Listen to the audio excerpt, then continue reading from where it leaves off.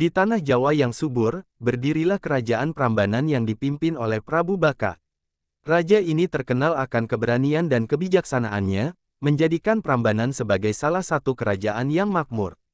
Istana megahnya terletak di tengah-tengah kerajaan, dikelilingi oleh rakyat yang hidup damai.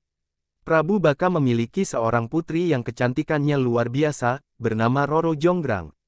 Kecantikan sang putri tidak hanya dikenal di Prambanan, tetapi juga menyebar hingga ke kerajaan-kerajaan tetangga. Rambutnya hitam panjang bak malam tanpa bulan, dan wajahnya seindah purnama yang bersinar terang. Namun, di balik kemegahan kerajaan ini, bahaya mulai mengintai.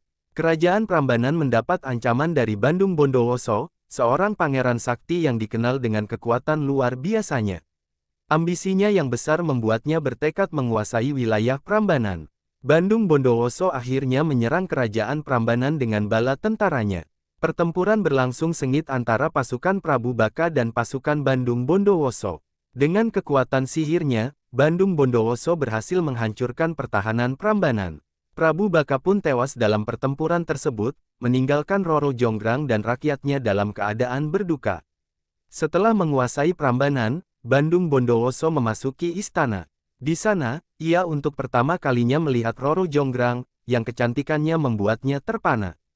Tanpa ragu, Bandung Bondowoso melamar Roro Jonggrang untuk menjadi istrinya.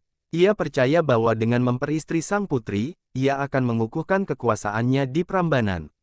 Namun, bagi Roro Jonggrang, lamaran ini adalah ancaman yang sulit ia hindari. Roro Jonggrang merasa muak terhadap Bandung Bondowoso yang telah menghancurkan kerajaannya dan menyebabkan kematian ayahnya.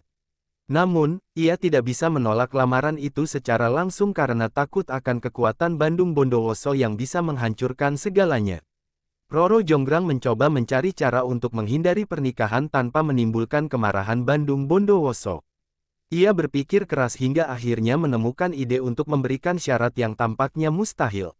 Roro Jonggrang yakin bahwa ini adalah satu-satunya cara agar ia bisa terlepas dari cengkeraman Bandung Bondowoso. Dengan hati-hati, Roro Jonggrang menyampaikan syaratnya. "Aku bersedia menikah denganmu, wahai pangeran," katanya, "tapi aku ingin kau membangun 1000 candi untukku dalam semalam." Bandung Bondowoso yang percaya diri dengan kekuatannya pun menyetujui permintaan itu. Roro Jonggrang tahu bahwa membangun 1000 candi dalam semalam adalah hal yang mustahil bagi manusia biasa. Namun, ia juga sadar bahwa Bandung Bondowoso bukanlah manusia biasa. Ia mulai cemas akan kekuatan luar biasa sang pangeran yang mungkin benar-benar mampu memenuhi syarat tersebut. Bandung Bondowoso segera memulai tugasnya. Ia memanggil pasukan jin yang setia kepadanya. Dengan bantuan makhluk-makhluk gaib ini, pembangunan 1000 candi dimulai. Candi-candi itu dibangun dengan kecepatan luar biasa, satu demi satu berdiri megah dalam kegelapan malam.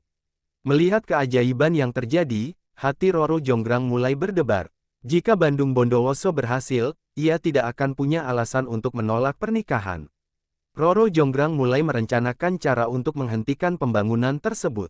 Di bawah komando Bandung Bondowoso, pasukan jin bekerja tanpa henti. Mereka mengangkat batu-batu besar dan menyusunnya menjadi candi-candi yang indah. Dalam waktu singkat, ratusan candi telah berdiri kokoh. Bandung Bondowoso mengawasi pekerjaan itu dengan penuh keyakinan.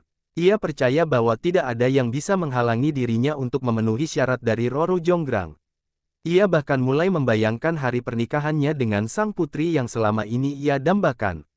Namun, malam semakin larut, dan jumlah candi yang hampir selesai membuat Roro Jonggrang semakin gelisah.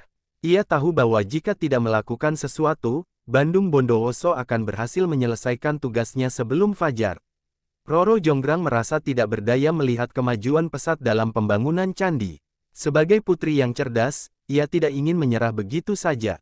Ia memikirkan cara untuk menggagalkan pekerjaan Bandung Bondowoso. Ia memanggil para dayangnya dan membicarakan rencana licik untuk menghentikan proses pembangunan. "Kita harus membuat Bandung Bondowoso dan pasukannya percaya bahwa fajar telah tiba," kata Roro Jonggrang dengan penuh keyakinan. Rencana itu cukup berisiko, tetapi bagi Roro Jonggrang, ini adalah satu-satunya jalan. Dengan persiapan matang, ia berharap bisa menggagalkan usaha Bandung Bondowoso dan menghindari pernikahan yang tidak ia inginkan. Tengah malam, Roro Jonggrang dan para dayang mulai melaksanakan rencana mereka.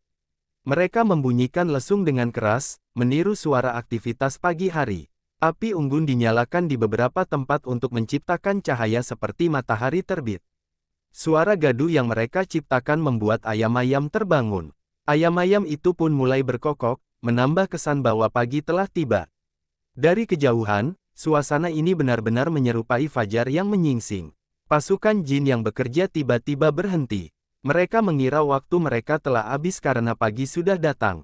Bandung Bondowoso, yang tidak menyadari tipu muslihat ini, merasa bahwa ia telah gagal menyelesaikan tugasnya. Bandung Bondowoso marah besar ketika mengetahui bahwa ia gagal memenuhi syarat yang diminta Roro Jonggrang. Padahal, ia hanya kurang satu candi lagi untuk mencapai 1000. Ia menyadari bahwa ada sesuatu yang tidak wajar dalam kejadian tersebut. Ia segera memeriksa keadaan dan mengetahui bahwa Roro Jonggrang telah menipunya. Amarahnya memuncak, tetapi ia juga merasa kecewa karena cintanya tidak dihargai oleh Roro Jonggrang. Kegagalan ini terasa lebih menyakitkan karena tipu daya orang yang ia cintai. Dalam kemarahan yang tak tertahankan, Bandung Bondowoso memutuskan untuk memberikan hukuman kepada Roro Jonggrang. Hukuman itu bukan sekadar balas dendam, tetapi juga menjadi simbol dari kesedihannya yang mendalam. Bandung Bondowoso mengutuk Roro Jonggrang menjadi batu sebagai pelengkap dari 1000 candi yang dimintanya. Kutukan itu terjadi seketika, dan tubuh Roro Jonggrang berubah menjadi arca batu yang indah namun dingin.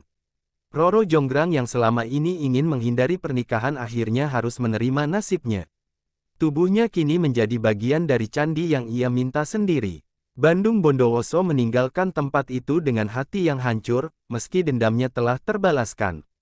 Sejak saat itu, candi-candi yang ada di Prambanan dikenal sebagai Candi Sewu, meski jumlahnya hanya 999. Arca Roro Jonggrang berdiri di salah satu candi sebagai saksi bisu dari kisah tragis ini. Kisah Roro Jonggrang menjadi legenda yang terus hidup di tengah masyarakat Jawa. Candi Prambanan, yang merupakan saksi bisu dari cerita ini, menjadi simbol cinta yang penuh pengorbanan, tipu daya, dan kutukan abadi. Masyarakat percaya bahwa arca Roro Jonggrang adalah perwujudan sang putri yang dikutuk oleh Bandung Bondowoso. Cerita ini diwariskan dari generasi ke generasi sebagai bagian dari kekayaan budaya Indonesia yang kaya akan mitos dan legenda.